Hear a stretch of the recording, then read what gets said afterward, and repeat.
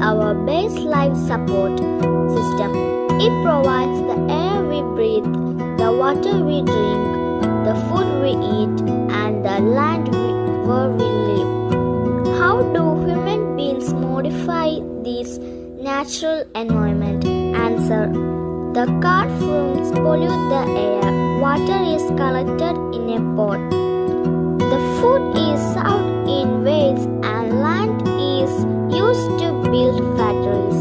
Human beings make cars, mills, factories, and manufactories.